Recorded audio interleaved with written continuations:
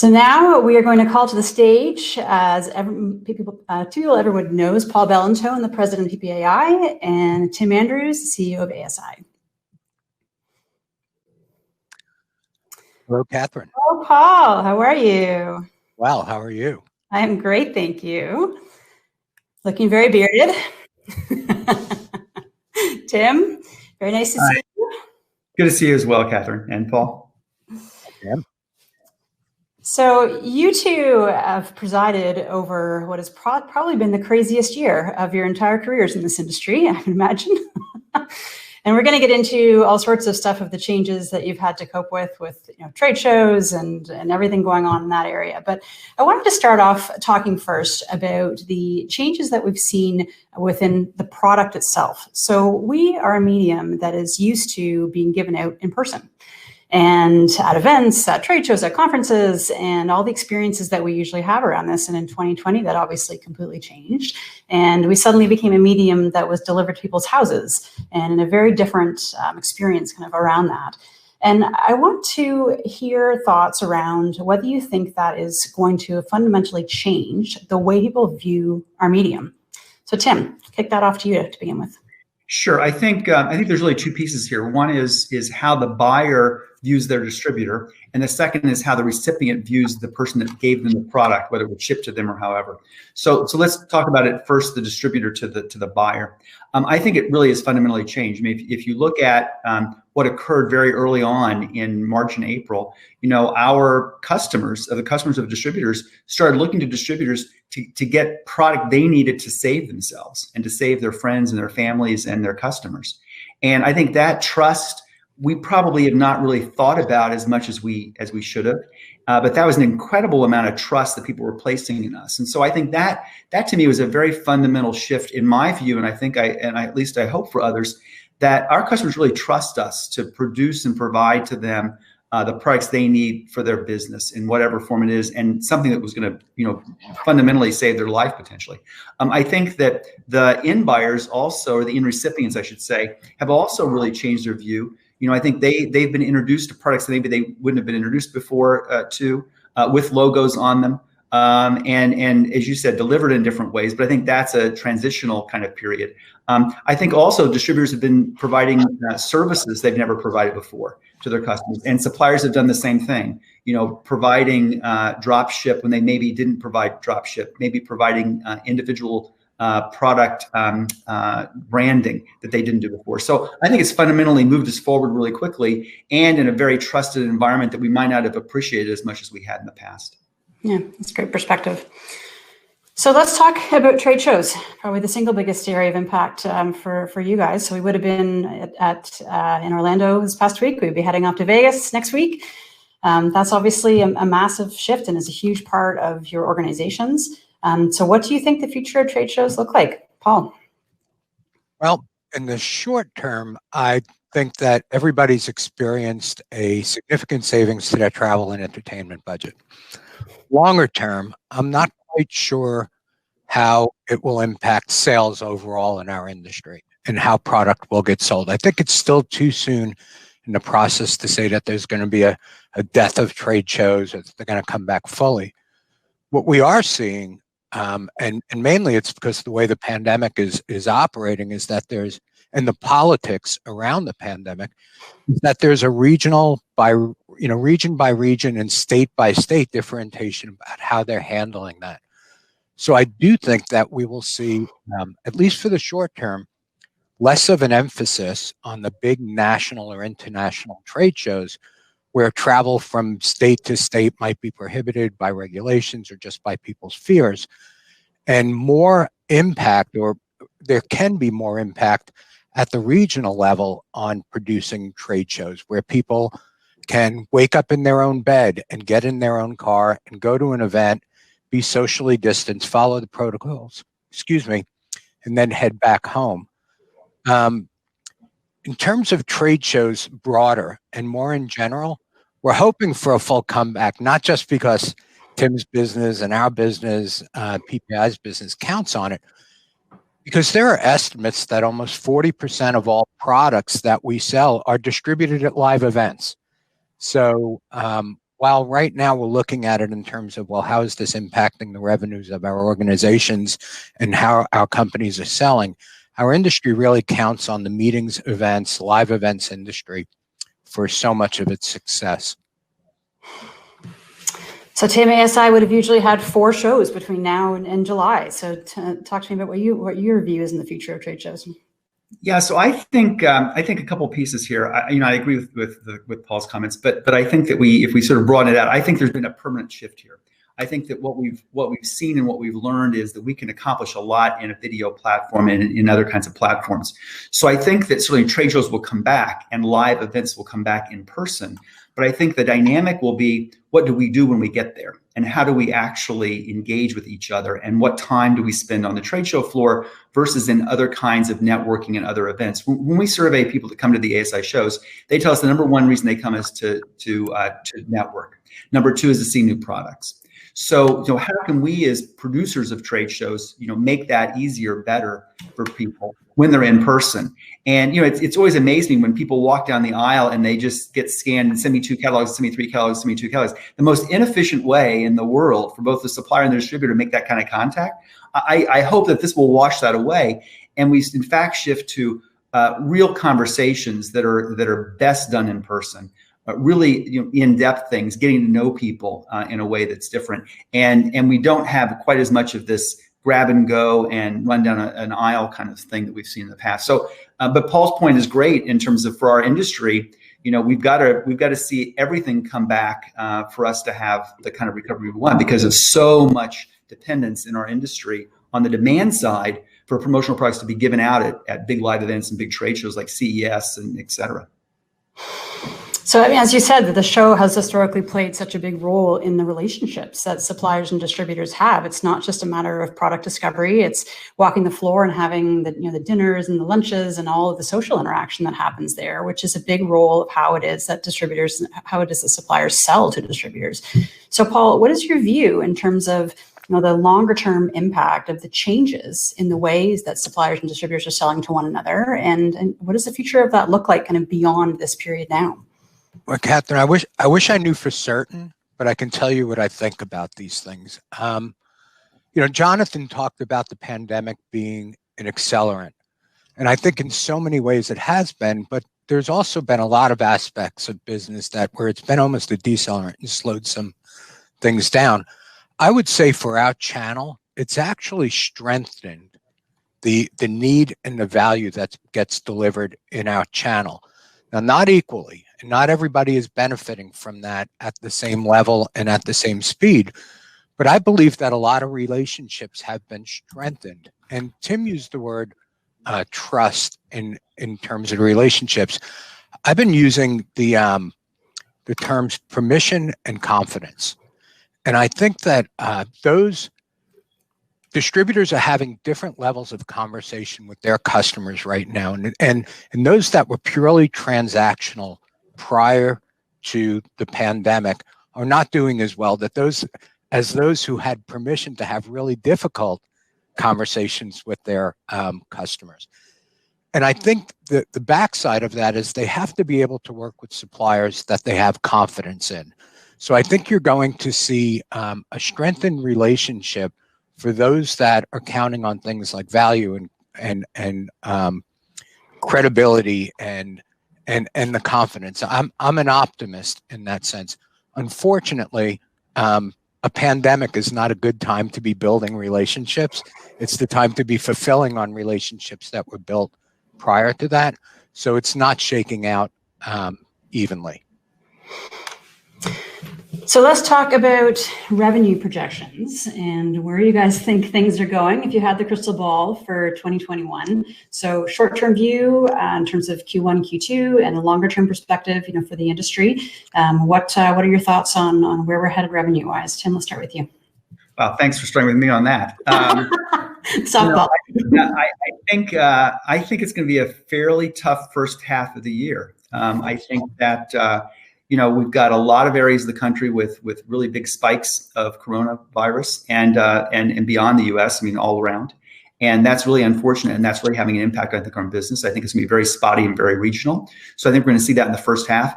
There's a lot of enthusiasm, obviously, for the rollout of the vaccines, but it's going to take a long time. We still don't have that distribution system down. I mean, if at the current rate, it would take 10 years to vaccinate everybody in the United States alone.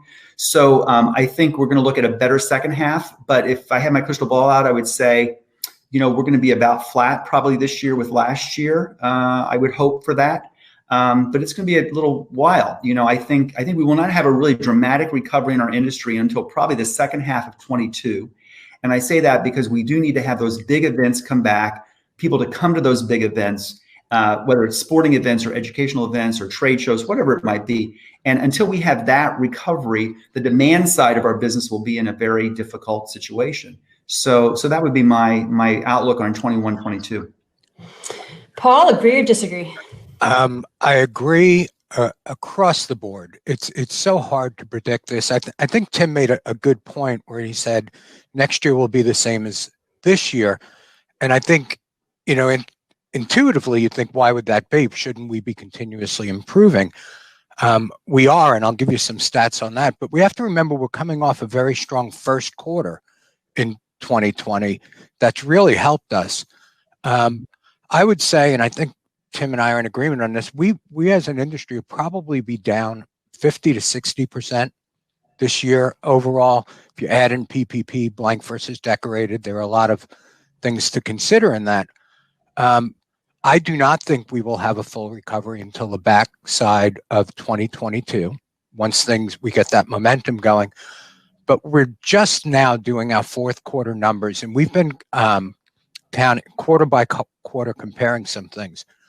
Third quarter to fourth quarter, order size, order count are up. Number of searches, especially traditional non-PPE product, is up. The PPE that is being searched for and being purchased is decorated and no longer blank. There's increase in optimism in sales and overall business viability from quarter four of this year to this quarter. Our distributors are having more face-to-face meetings with their customers than they had in the previous quarters. And there's been less staffing cuts within those businesses. So as we trend from quarter to quarter, we're seeing improvement in the marketplace. I just don't know that it's going to be immediately significant once everybody gets a vaccination, when that eventually happens. I think Paul's point on the searching is really really an important one. For the first time in the last couple of weeks, masks have fallen off the number one item that had been searched, and they had been in place since about April, in our ESP platform as the searching. So we're seeing those non-PPE products come back. They just simply have not gotten back to a level of, say, 19. And the first quarter of 2020, let's not forget, when we were sitting in Orlando 1 year ago, people came off a great year in 18 and were having a really robust viewpoint of January, February, as they were sort of sitting in Orlando, or they sitting in Vegas earlier in 2020. So we are coming off a very tough comparison for the first few months here. So you both talked about demand as being such a key role in this. And I think that we could look at demand as being what it is that customers have historically used promotional products for.